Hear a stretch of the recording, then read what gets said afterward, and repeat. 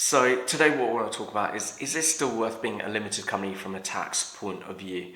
And the reason I want to talk about this is because there's been some really significant changes in how companies are taxed over the last 10 years, but more specifically over the last two. And there's been some pretty significant changes in the way sole traders are taxed. And whilst there used to be a big tax gap where you would say, okay, well, accounting fees on a limited company are higher, but when you get to a certain amount, it actually it makes sense to be limited because of all the tax savings overriding the additional accounting fees. That equation doesn't quite work the same way anymore. So I just wanted to talk to you about what those changes are and what the benefits of being a limited company are and what the drawbacks are from a tax point of view. So in the past, when I started out in running my own accounting firm, that was about 11 years ago. Basic rate dividend tax didn't exist. So that meant if you were earning up to 45 or 43, whatever the basic rate threshold was back then, you would actually not have to pay any dividend tax at all. And then they brought it in later on, and people started paying it, but they had a big allowance, and then the allowance got taken away. So they had to pay dividend tax on more of it, and then the dividend tax went up. So what happened was eventually the dividend tax and plus the factoring the company had paid corporation tax as well. And then now what we've seen recently is an increase in corporation tax rates at certain levels as well. So overall, the amount of tax, an overall amount of tax someone running a business through a limited company pays has gone up quite substantially, whereas what we've found is, especially in the last couple of budgets, national insurance for self-employed people has gone down.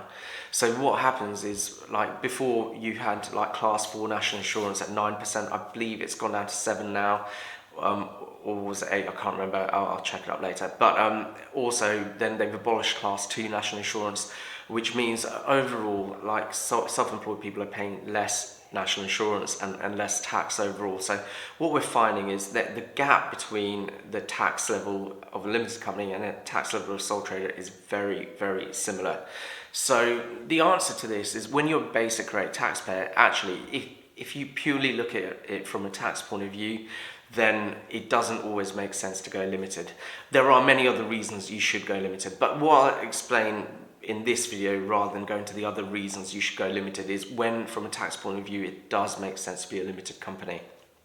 So one of the really good things about being a limited company, two really good things by the way, but I'll start with the first. One of the really good things is, firstly, you can actually, being a limited company increases the amount of basic rate income you can earn before you go into higher rate tax.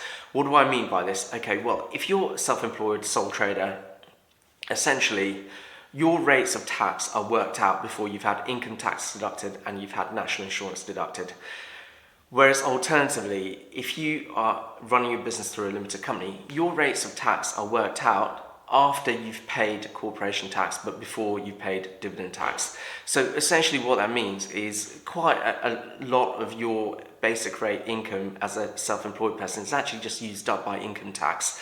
You don't have that same problem when you're a limited company. So in real terms, you can earn more money as a limited company before you go into the higher rate. That's particularly useful if your income's around 55k, 50k, and you're paying higher rate tax as a sole trader, because in reality you probably wouldn't pay that as a limited company. The second really useful tax advantage of a limited company is essentially you can control when you withdraw income.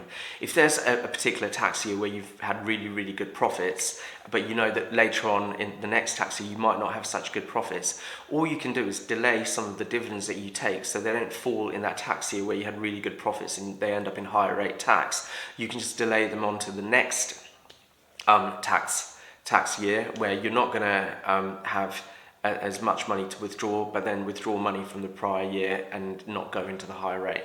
So it's really useful for controlling that income. It's if you're paying high income child benefit tax charge and you don't want to lose your child benefit. If you go limited, you can control your income so you don't lose your child benefit.